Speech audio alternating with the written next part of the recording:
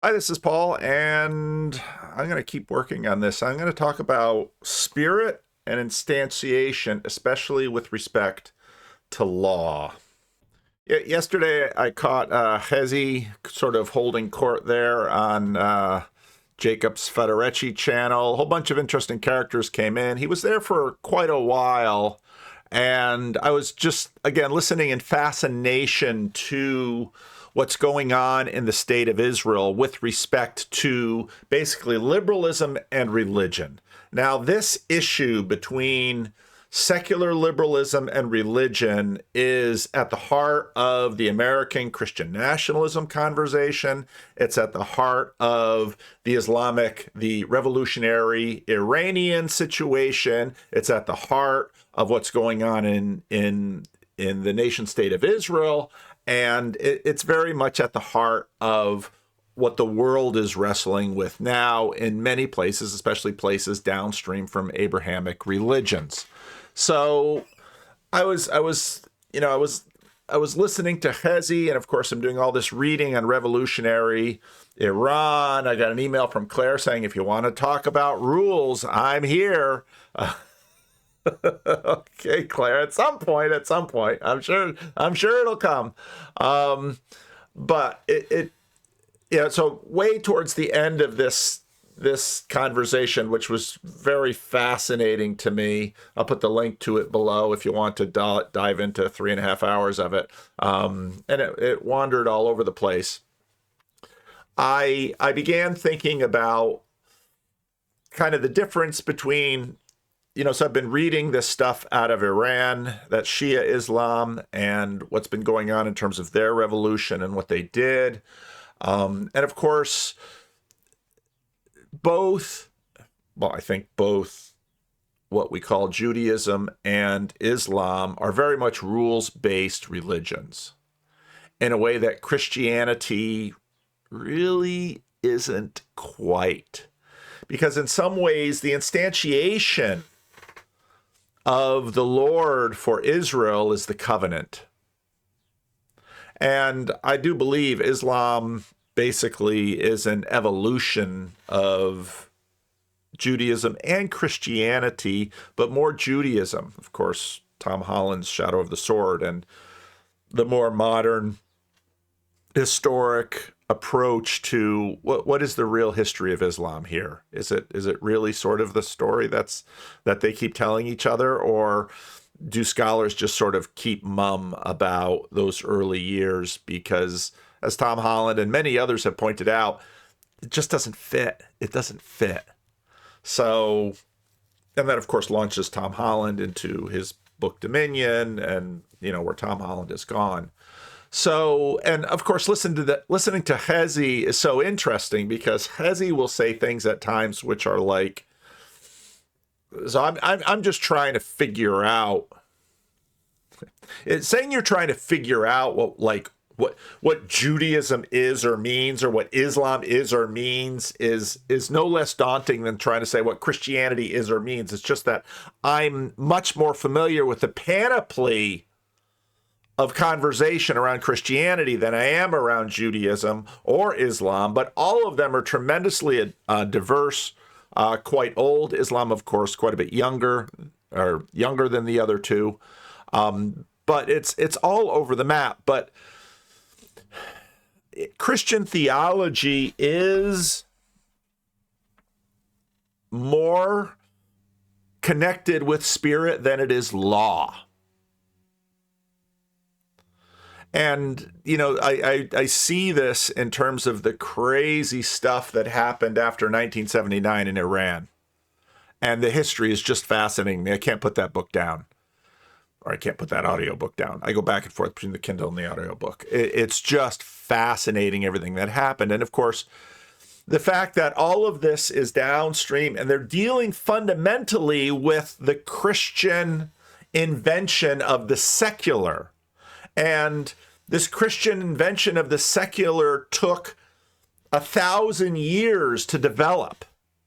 And it's well on the way. And so that sort of brings me back to this conversation about law and revolution that Marcus Shera has on his channel, the Econ Playground. And I've ordered the book. A number of people have approached me and said, that's a great book. And Marcus says that's his favorite book. And so then in one of the comments and in emails, Marcus says, well, make sure you get all the way to episode 4 of our conversation. And episode 1 had like over 1,000 views, and Marcus's channel's pretty small. But I'm glad he pointed me to episode 4 because, well, let's start digging into the weeds here. Great. Yeah, royal law in Sicily and England.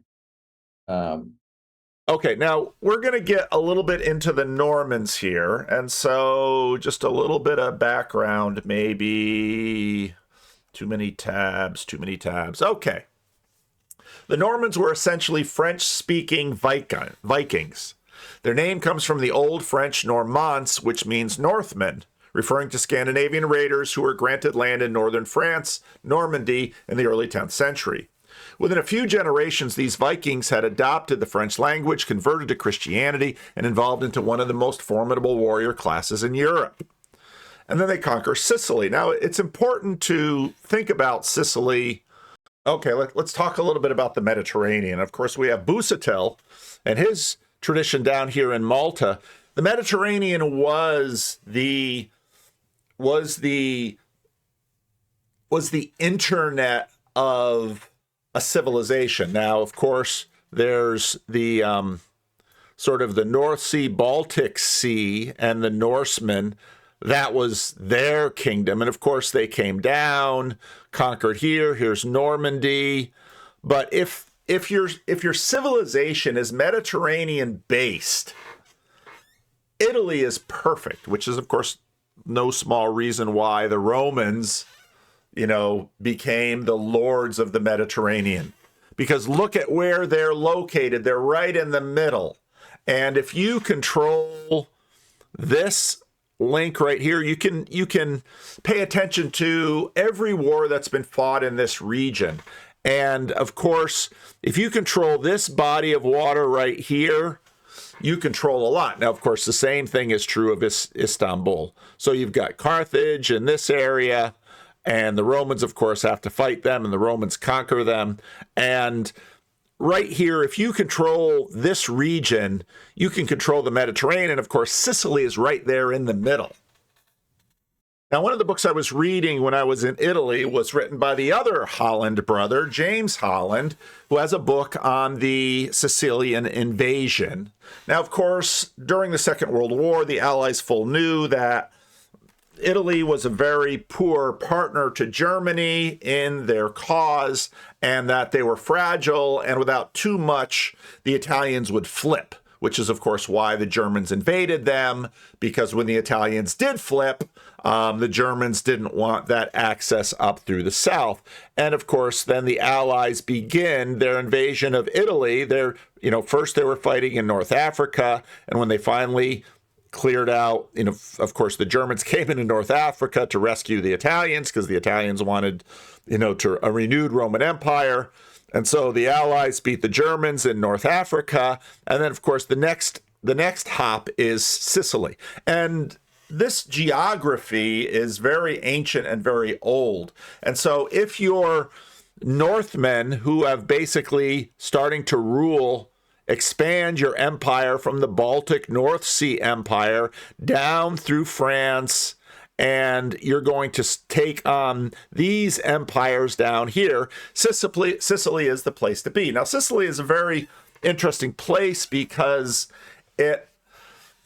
even when the Allies came in 1943, the mafia was something to deal with. Now, why is that, and what is that? Well, Mussolini didn't like the mafia because they would be sort of a rivalry to them. And so Mussolini was pretty brutal in putting down the mafia. So when the Allies come knocking, the mafias are like, we could probably help you with this little endeavor. We'd love nothing better than to see, our former master get his teeth kicked in. So the Allies cooperate, or the mafia cooperates with the conquest of Sicily. But one of the things that you find is that Sicily is, you don't, in some ways, similar to Malta, but Malta's way, way tiny compared to Sicily. Malta's just that tiny little island. Now, it's strategically placed because it's right here in this passage, but Sicily for centuries was key. It was key to the Phoenicians, key to the Greeks, key to the Romans. If you want to control the Mediterranean, you want to control Sicily. But it was used as a launching place. And so anyway, the Normans come, and the Normans are going to conquer Sicily. Well, the Norman conquest of England was 1066, is their most famous feat. Their takeover of Sicily was arguably more complex. At the time, Sicily was an Islamic emirate under a Khalid dynasty. The conquest was led primarily by two brothers from the Hauteville family. The Normans ruled Sicily as a sovereign kingdom from 1130 to 1149. This period is often cited by historians as the golden age of Mediterranean multiculturalism. Roger II, who was mentioned in this video, was the first king of Italy and transformed it into one of the wealthiest and most powerful states in Europe. Before Italian unification, just before it, when, which pope was it? Oh, those darn numbers. Was it Pius IX?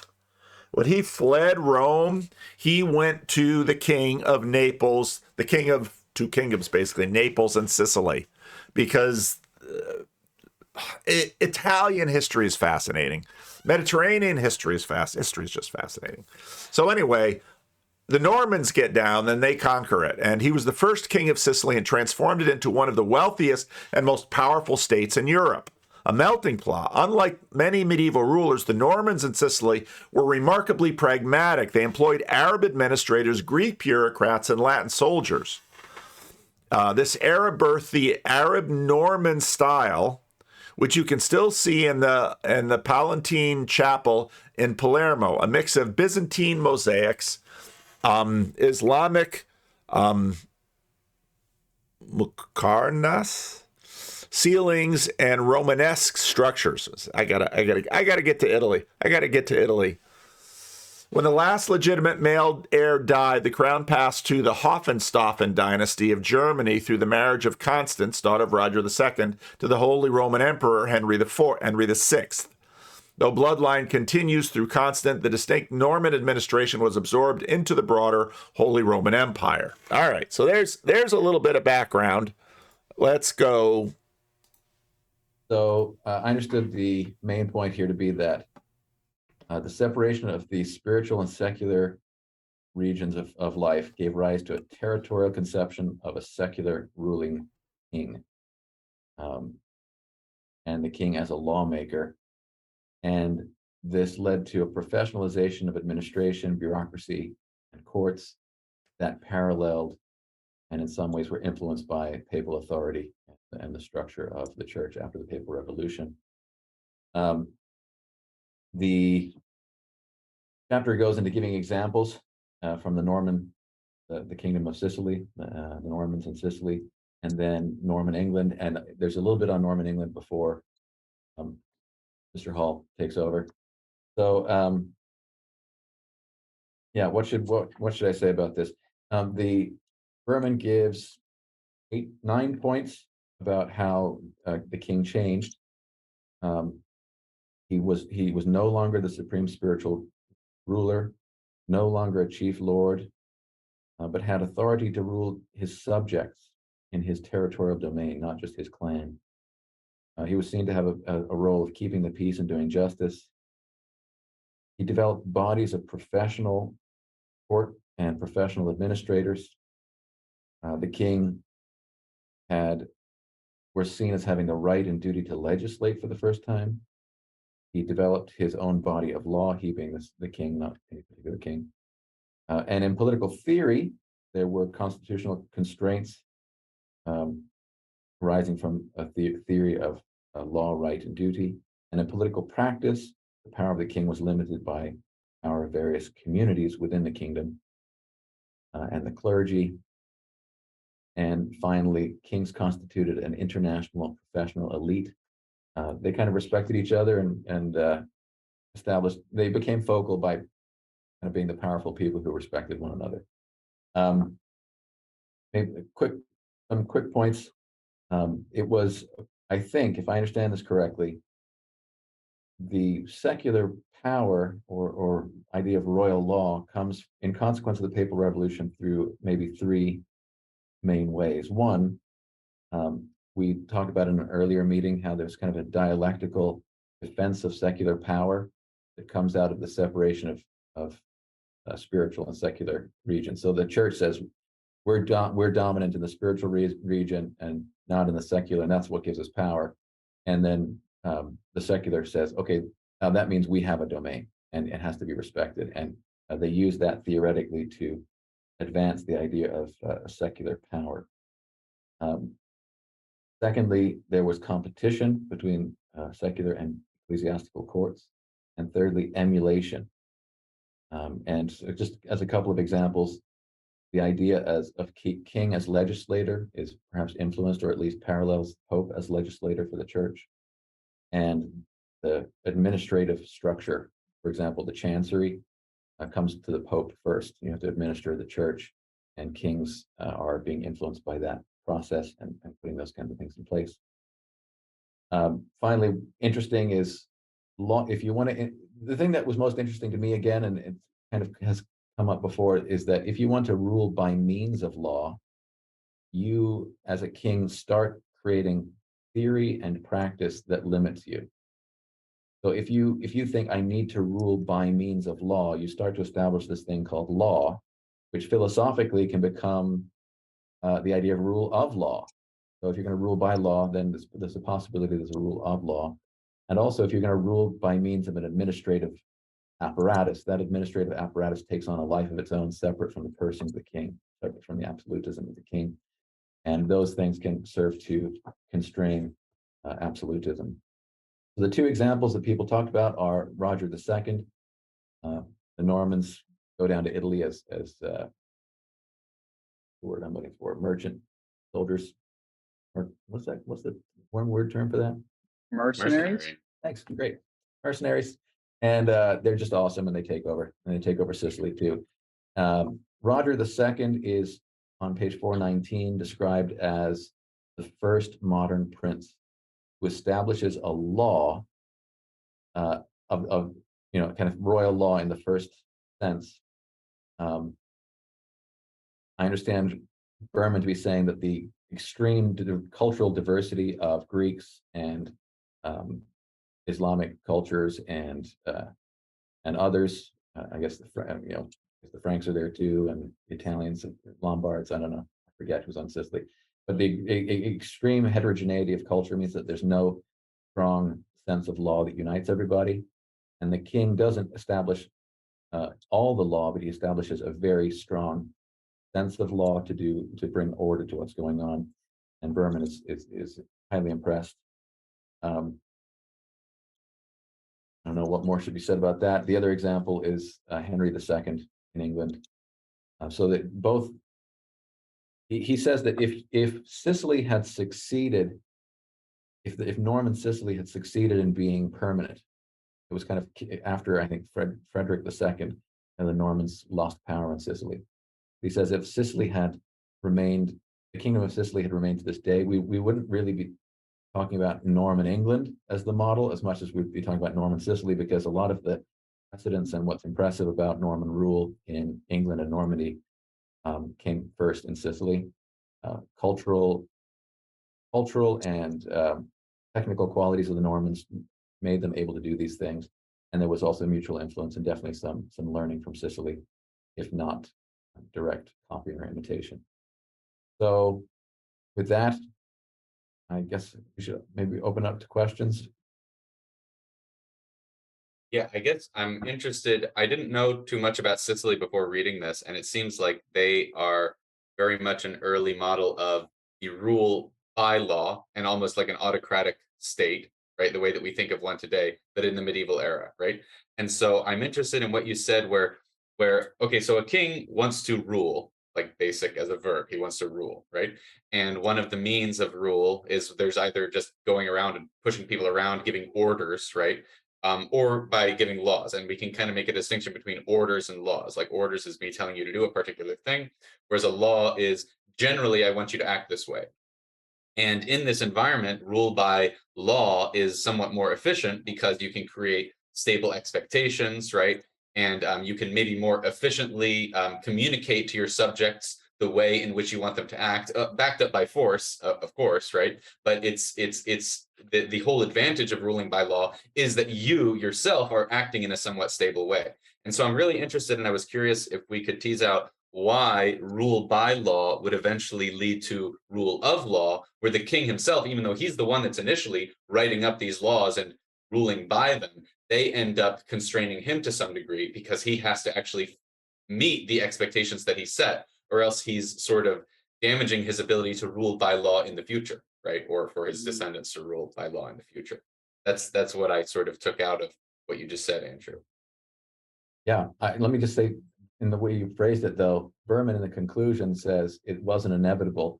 He actually says it's possible that you could have autocratic rule by law and not have achieved this other thing.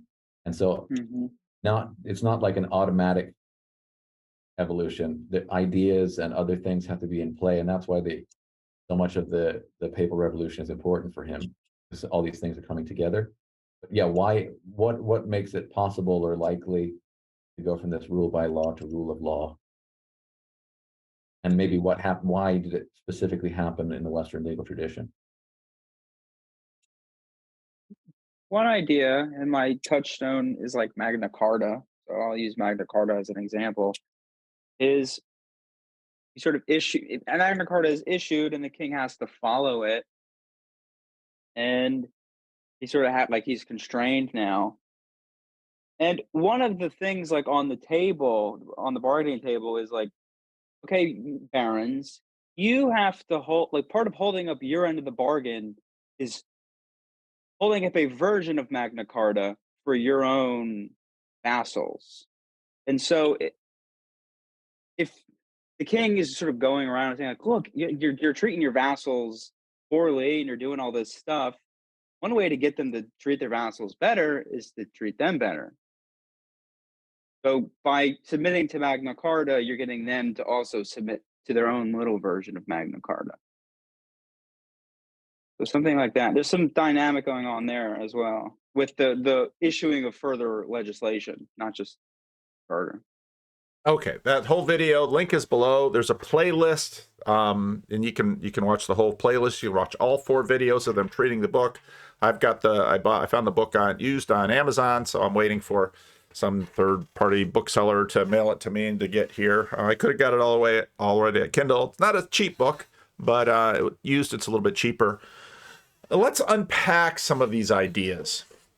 Let's begin with common religion. What is common religion? Common religion is basically karmic. Do good things happen. Do bad things happen. Okay. What do I know is good and bad? Is good that which serves me? Is bad that which doesn't serve me? Well, that's sort of one definition. But very quickly, we have this idea of morality. And morality is almost conceived of as a karmic system, because we should do the good or everyone will suffer. And so morality is sort of this forum of good and bad, where good gets rewarded and bad gets punished. So let's say you and a community are living around and sharing a pond, and someone decides to take up manufacturing and they're dumping their waste in the pond, and all the fish are dying. Now we would say that's morally wrong. Well, why? Well, because you're killing the fish and you're endangering everyone else. It's your well-being at everyone else's expense. And morality says that you should control yourself. You're going to have to figure out probably a more costly way to eliminate your industrial waste so that the pond and everyone around the pond doesn't suffer. Because actually, if you kill that pond, just look up Clear Lake, California. If you kill that lake, you know, it used to be called Clear. It was named Clear Lake back when it was clear. And you can read why Clear Lake is kind of a joke. And don't drink the water. But so you have this idea of morality. And it sort of gets diffused and abstract. But now, if you've got a system like this, how do you know? And there's always some debate about what's right and what's wrong, what's good and what's bad. How do you know what's good? Well, find the most flourishing person. Find the person that is the strongest, the smartest, the best looking, the one who has the most children, the one who, whatever they lay their hand to, everything goes well. And there are people in any community you look around, there are people like that. There are some people that whatever they lay their hand to, it's gold. And other people, whatever they lay their hand to, it's a mess. And you'll see this in the Bible. Because Joseph is one of the early ones. Whatever Joseph laid his hand to, it prospered. And so Joseph's masters pushed him up the hierarchy. Well, if everything he does flourishes, give him more to do. Give him my things to manage. Make me rich by everything he touches. So he is one who is close to the gods. And of course, Joseph dreams dreams and interprets dreams, and he's the one who knows the gods, and the gods know him, and the gods favor him. I'm all tangled up here. All right, I have a Randos at 1:30, so I got to keep moving. And so, well, if you as a nation, so that's sort of from above. If you're a slave owner like Pharaoh or Potiphar, you buy Joseph and you put him in charge of everything, and then your whole kingdom will flourish. But what if you're around the lake in this community and it's like Fulano, and if you're a Spanish language speaker, you'll know who Fulano is, and all the gringos will scratch their heads, but let's just call him Fulano. Fulano, you say, oh, everything that Fulano touches turns to gold. He's got the prettiest wife, he's got the best house, he's got the best flocks, he's everything. So you know what? Of course, and men, as Peterson always says, they'll vote each other up the hierarchy because men look at this and say, if we put Fulano in charge and get a little bit less competitive amongst each other, if we can sort of curb our resentment and listen to Fulano, then maybe everything will go well for all of us. So pretty soon Fulano becomes king. Why? Because Fulano is close to the gods or God. And so then, well, what should we do? Well, we should listen to what Fulano says, because Fulano seems to be tight with the gods.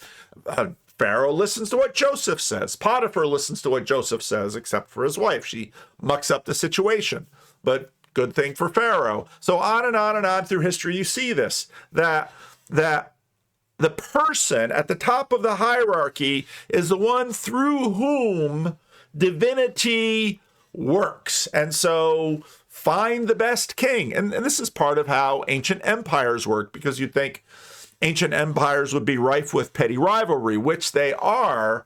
But why does it function at all? Why isn't everybody always rebelling? Because they understand that altogether, if the whole group is flourishing, my little portion will flourish too. So it's good for me to be part of the good thing. And this is a thing that, I had just a blood drawn today. I could take this dumb thing off. One thing that's hard for Americans to understand, again, I was talking to Jacob Federici about Iran because he grew up there. And I said, well, what's coming next? Basically, it's like, it'll be another strongman. Of course. And Americans are like, that's terrible. Why all these smallish, not even smallish anymore, because nations are large. Why all these nations in the world are ruled by strong men? Well, it's not that hard. You might not like the strong man, and he might do some egregious things, but as long as it's not too egregious and his secret police don't kill too many people, if overall the nation is flourishing, everybody goes along with it. Well, why? Because if the nation is flourishing, they're flourishing too. And so if enough of the people are flourishing, it'll be good enough. And previous video, I read about the Shah's White Revolution. And the idea is use that oil money to build roads and build schools and build infrastructure and build industry. And yeah, there'll be some corruption. And yeah, me and my cronies will take some of it. Look at Putin. But as long as the take isn't too much, and as long as everybody is at least getting a little something, I mean, you can watch The Sopranos, same thing, you know, as long as you let the little birds get there, put their beak in, then, you know, they'll deal with the corruption and they'll deal with the hierarchy and they'll deal with the fact that they're not on top of it. But they're close enough and they're getting theirs, and that's good enough, and that's how sort of the whole system works. But now you get a king who's a tyrant. And what do you do? So if you look in, let's say, again, the 19th century in Europe, where you have these absolutist monarchs, and you look at the struggles in Italy between, let's say, even the Pope and the secular rulers. Now, of course, that's way down the line from this. Well, you don't want a constitution. Well, why? Because a constitution is going to limit. You have rule by law. Now, that's basically the king or the father or the mother or the family. I had a conversation once with somebody when we were talking about rules in the house, and I don't remember who it was, but you know, the one rule in the house was don't be mean to your sister. That was the one rule in the house. The rule I had in my house was no door games. It's like, what does that mean? Because the kids would chase each other around. And of course, one of the tricks in chasing each other around with someone who's going to catch you is you slip in behind a door and you slam it after you in a car or a house. And then what invariably happens is little fingers get caught in the door. So I decided to have a rule. No door games. And, you know, my kids will laugh when I'll mention that. But the reason I made the rule was I didn't want their little fingers getting caught in the door. That was rule by law. I had a law, no door games. And it was enforced by me. Now, rule of law. Now, suddenly you have a constitutional monarchy, and the Constitution, this thing on paper, this language on paper, is governing what the king can do. And that limits the king. And now the king has lost some freedom.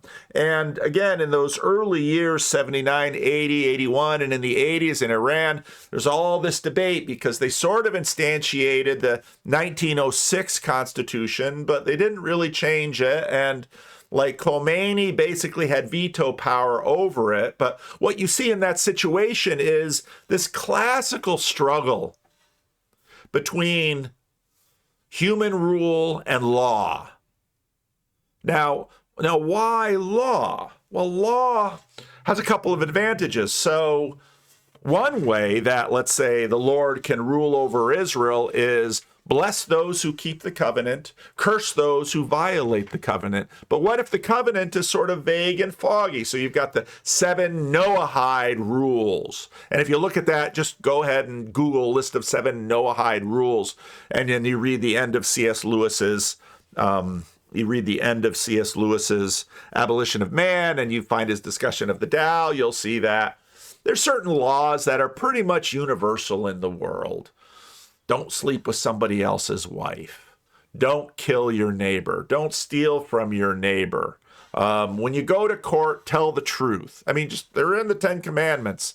You know, be good to the gods, be good to your neighbor.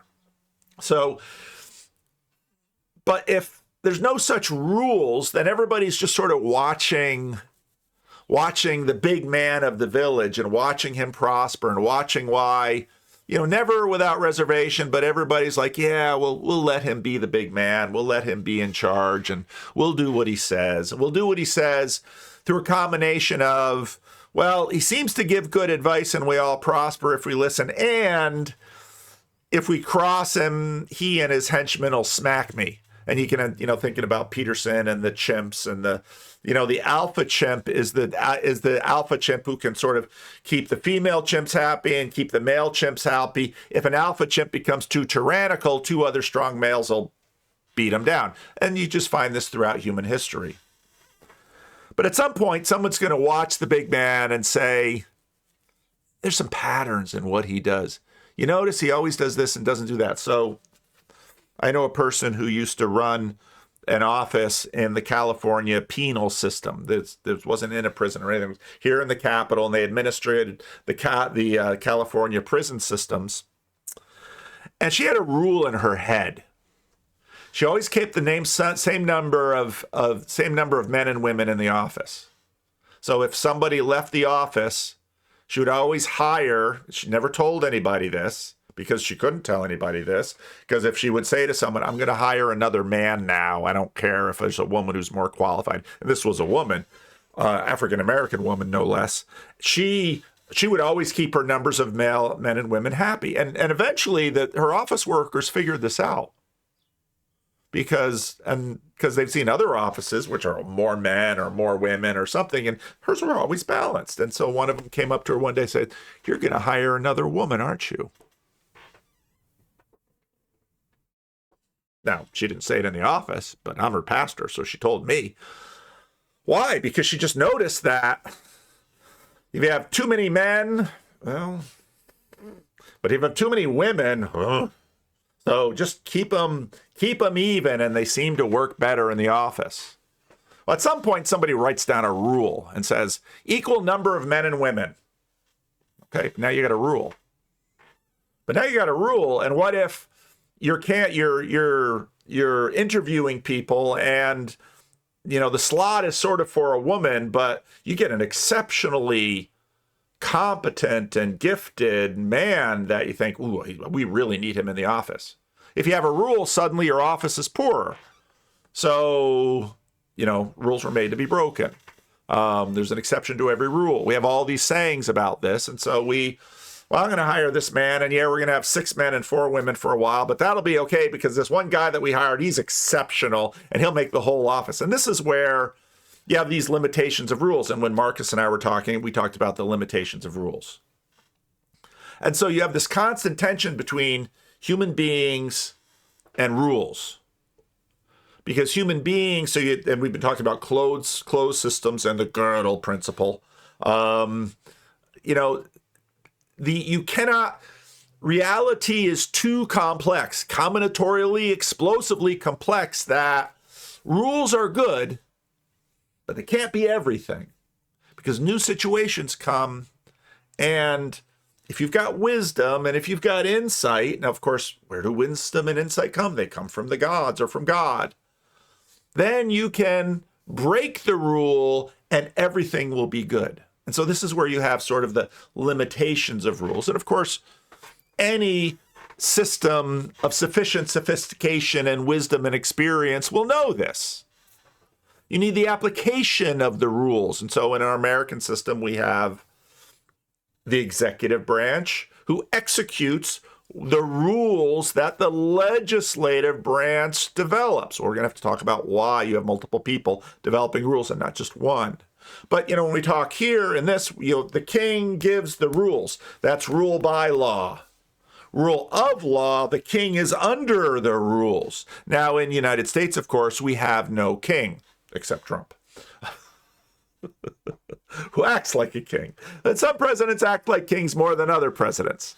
And the presidency has been getting increasingly monarchical over the last number of decades, partly because I think the legislative branch hasn't really been doing its job. And of course, the judicial branch is all about applying an application in nitty-gritty circumstances and precedent. And again, all this stuff develops. Well, why? So then the Lord comes down on Sinai and gives the law.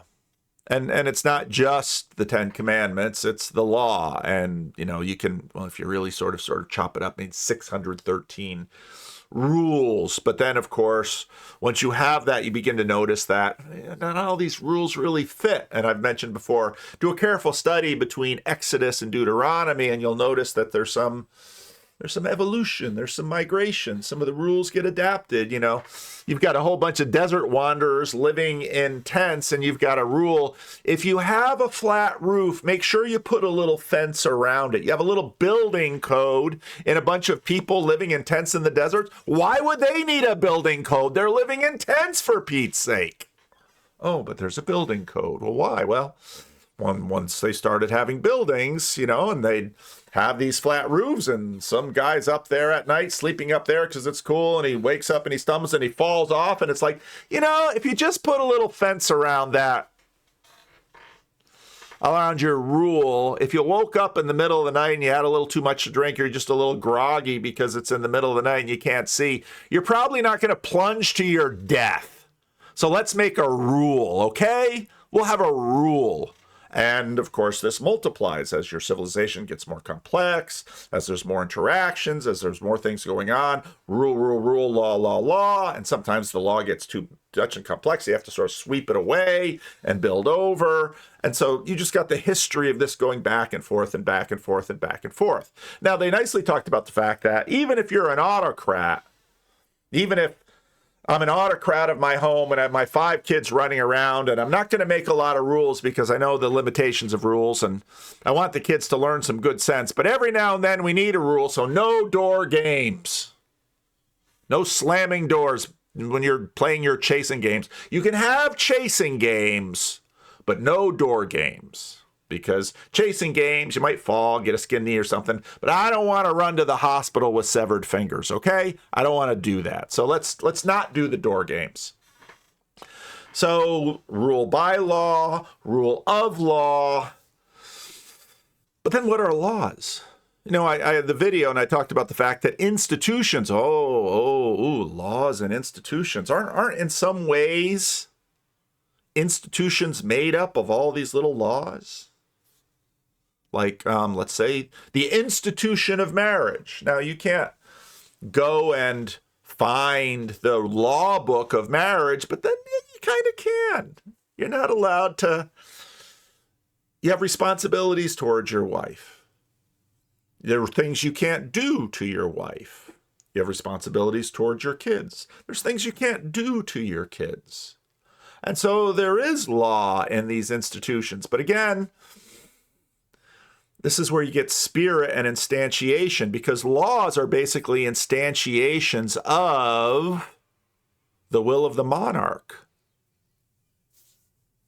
And so the Lord basically says, you know, I'm not going to just keep looking over your shoulder, and every time you try to, you know, boil a goat in its mother's milk, I'm not going to strike you down then and there. I'm going to have some intermediaries here, and someone's going to rat you out to the tribal elder, and the tribal elder's going to say, John Doe there is boiling a goat in its mother's milk. Got to take care of that. And you take care of that because you don't want to just look at Doug Wilson's shortcut to Christian nationalism. Don't make God angry. Same thing, same system. It's all tied together. No boiling a goat in its mother's milk. Okay? Maybe you can boil the goat in some other mother's milk, and somebody does that, and someone says, is that okay? Is it because it's the goat's mother that you can't boil? Or see, right there you begin to try to discern the mechanics of the world behind this system. And then suddenly you get jurists who say, thou shalt not boil a goat in its mother's milk. You can boil it in cow milk. And others say, nope, doesn't matter what goat or what animal or what their relation was.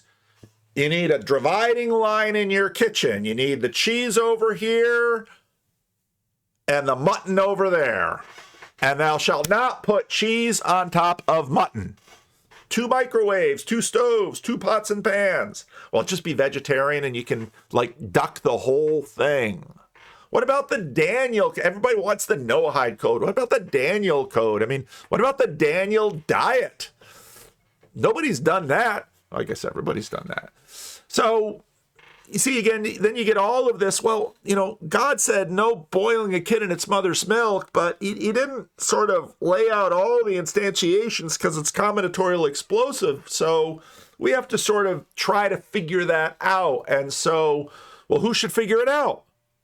Well, I suppose godly people. Now, these tensions are always there. Because if you look in the ancient world, you have monarchs, you have Pharaoh, who's a god king, and you get to Rome, and Rome becomes god kings. You have other Middle Eastern god kings. But everybody's, a little hesitant about making the king god because human kings, they have their qualities, but sometimes they mess up. And, you can read about the hesitation of kings in a book like 1 Samuel chapter 8.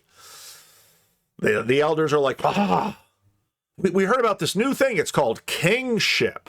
We just have judges who are sort of prophets and priests and kings all in one. But what if we had a real king? And Samuel's like, this monarchy thing can get a little out of hand. No, it'll be great. Bring in Saul. Yeah, it can get a little out of hand. So Saul becomes a tyrant. And so you've got prophets who hear from God, and they're sort of wild people, live on the edges, and they do crazy things, and they go into ecstatic. Is Saul amongst the prophets?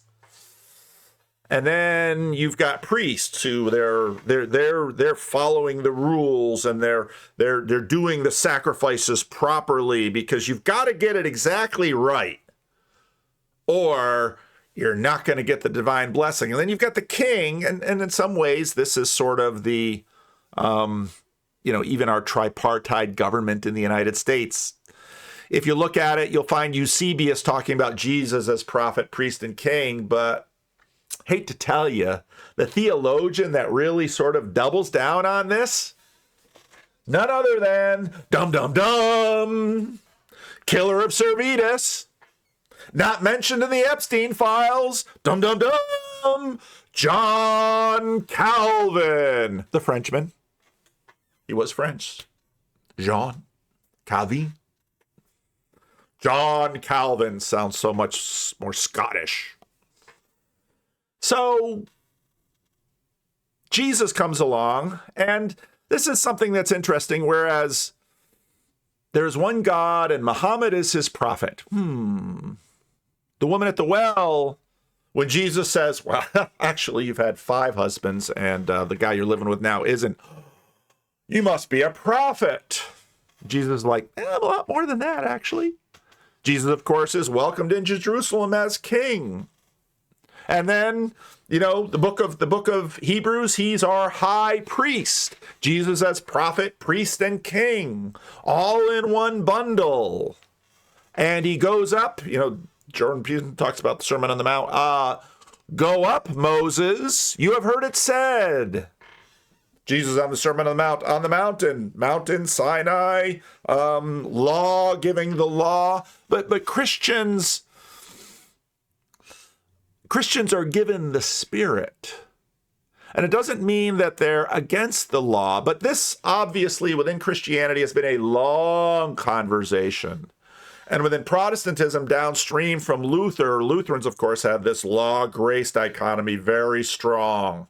And Luther, being a little rebellious from the Augustinian monarchy, is like, law bad, Spirit great. And of course, Calvin comes along, and as John Calvin studied to be a lawyer. Luther's father wanted him to be a lawyer. John Calvin was a lawyer and says, well, law, not so bad. We've got the third use of the law. We can read the Mosaic Code and learn about God in order to please him in a culturally appropriate way to please him. So It could be a little bit of usury as long as you take care of the poor. You can have a ham and cheese sandwich. That's okay. But at least understand what that code was pointing to. And so you basically get spirit and instantiation in this, because you take monarch and law. Well, what's at the heart of the monarch? Well, it's the spirit. Well, what about instantiation? So then you look at, we got to keep moving because the time is going. Then you look at this question of, in the 11th century, you get this division between, well, who gets to decide? Why does Constantine rule over the Council of Nicaea? Shouldn't that be a bishop or someone? Is Constantine the bishop of Rome? Is he the 13th apostle? Who died and left Constantine prophet? He's a king. See, whereas a la John Calvin, listening to Eusebius, prophet, priest, and king, Jesus says all those together. Amongst us, we sort of split them out. And okay, so the church is going to be above spiritual things, and the king and the emperor are going to be about secular things. Give unto Caesar what is Caesar's, give unto God what is God's. Well, what in the seculum isn't spiritual? And so right there, you have this difficulty. But of course, the priests have another difficulty in that it just, again and again, John Calvin killed Servetus. Yeah. Who killed Joan of Arc? She was a woman. And she was a young girl. You should listen to the rest of this history about Joan of Arc. It's a sad story. She believed in her king, and she pled for her king. And the guys running their side of the Civil War were a little timid, and she'd ride in and say, God demands this, and I'm going to do it, and you can't stop me. Well, okay. And, but then, of course, it sort of runs out, and then they're going to burn her at the stake. And she says, I recant. But then she didn't know that she was going to be sort of imprisoned all her life and shut up in a monastery. So she said, well, I guess I unrecant. And then they burned her. Did the church burn her? No, the church didn't burn her. Well, who burned her? The state, the secular authorities. Why? The church shouldn't be burning people. But people would be like, well, yeah, but the church kind of handed her over to be burned. Yeah, they did do that. But they were just giving information. And this was because you had this relationship between the two. As Khomeini's followers were boosted by the enthusiasm, middle spirits of young students and others from poor backgrounds who were sent into recalcitrant sections of the former regime to ensure proper revolutionary and Islamic attitudes and behavior, so at the same time, the supporters of the parties based in the middle class, the National Front and the Freedom Party, many of whom at work found themselves intimidated by Khomeini's earnest young agents, found their support eroded by emigration as large numbers of middling and prosperous Iranians left the country. In the heightened political excitement of the time, its emigration also tended to taint the political activities of those left behind. As months passed, Barzargan, his provisional government, and the political parties from which he and they drew support found themselves demoralized and rendered almost superfluous by the creation of the new Khomeini-aligned bodies, and by the arrogation to themselves by Khomeini's party of control and influence in pre-existing institutions. Middle-class emigration was stimulated and accelerated by the activities of the revolutionary courts, headed by judges sympathetic to Khomeini and supplied with victims from the Comité. Comité. What does that sound like? It's so fascinating when you read the story of this revolution, because we're against the Marxists, but they had some good ideas. We must protect the revolution, and if you're against the revolution, off with your head. It's like, France, Russia, Iran, great ancient civilizations. The Comité and other groups, the revolutionary courts replaced previous civil codes with Sharia law. What better than to have the laws by God? Not all complicated with this business. Is it its mother's milk or is it somebody else's milk? Does it matter? No more milk and goats together.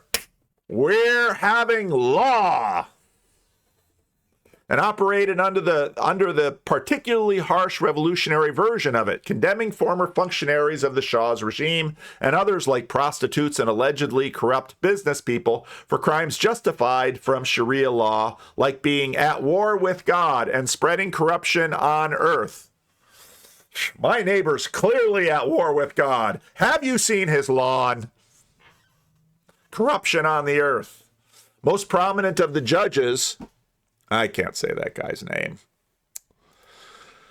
Kalali, who gave the impression of enjoying his work, beginning with the 4 executions of the on the roof of the Rafah school in 14 February. A series of further judicial killings followed and continued despite protests from Barzargan and other moderates and international indignation. Several leading clerics, including Shariat Madari, also protested. So again, but within the religious, like, hey, wait a minute. Wait a minute.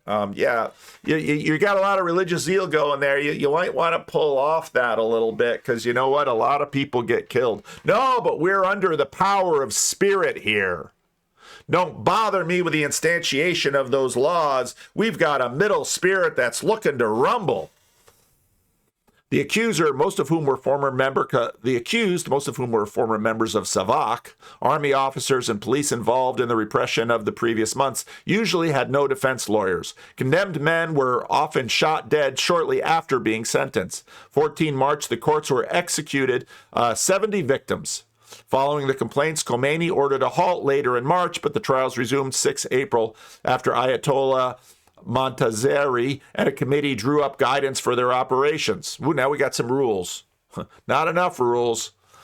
There were indications that Khomeini felt obligated to support further executions as retribution for the death of demonstrators the previous year in order to secure his support among the young radicals and to avoid them joining the growing ranks of even more radical Fedayam and MKO. By October, several hundred had been executed. Kalkali defended the courts and their methods by saying that they were born out of the anger of the Iranian people. Spirit and instantiation. Back and forth they go. And the thing about instantiation, rules, is that they're a little harder to argue with. And, well, we know that one person can sort of get hot-headed, but 2 or 3 people, why don't we have a group of representatives of the country decide what's best for the extended body? You can just see how this grows. And again, you look at secularism. Secularism basically says, as I said in the previous videos on secularism recently, many of you have not watched. They haven't performed particularly well in the YouTube analytics. So some of you are clearly, no, that's not fair of me because here's a rule. I've been posting. I posted 2 big conversations. Posted 2 big conversations for homeroom, and I got the handyman outside. Hang on. You can see the connection between secular and science because a lot of this is, well, people figured out that God has instantiated his law in the created order. So if we can figure out how his law works, we can engage with his law. So if you look at the early modern period and the scientific revolution, these are people studying God. Well, what do you mean they're studying God? They're studying a man with a big beard in the sky? No, they're studying God. Well, what is God? John Vervaeke says, yeah, theology is going to make a comeback. He's right. But that doesn't necessarily mean theology is it's definitely going to be in continuation with what's happened. But how's it going to work? Because We're talking about how the world works. And that's why religion is not some, this little carve out over here. I noticed a really interesting segment down here when Sartori, careful, important member of the TLC, uses the word religion in the correct way, and new face in the corner, this Ben Thorpe, who apparently has his own YouTube channel, which has some renown, doesn't know, doesn't understand, hasn't been to homeroom enough to learn about what religion is. But I mean, that was even the distinction from the Roman Empire onwards, because it wasn't a religion. Judaism isn't like thought of as a religion until like the 1800s or whatever it is. I don't think that's true. Well, but it was. Young Padawan, you will learn the ways of the TLC. You will understand what we understand, that the Hindus didn't have a religion until the British came and say, oh, I see you have a religion. Well, you might have a little point. Paul walks in and looks around at all the altars and statues in Athens and says, I see you're very religious. But did Paul mean exactly what the Greeks meant? You got to read your Tom Holland. You got to understand. Try to keep up. Anyway, I am out of time. So think about that. Men versus law, spirit versus instantiation. Oh, the Hegelians are going to have a good time.